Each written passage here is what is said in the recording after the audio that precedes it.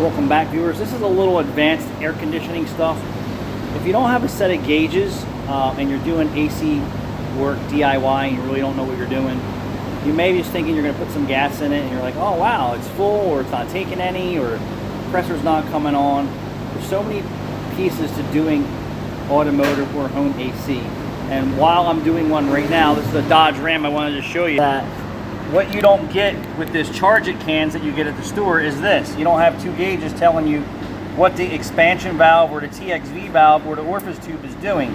So in this vehicle here, when I originally checked it, it was equalized, and then now that I'm charging it, you can see that it's equalized again. What does that mean? These two needles are going to basically have the same readings. The high and low pressure side will equalize, telling you that the TXV valve is working or the expansion valve is working.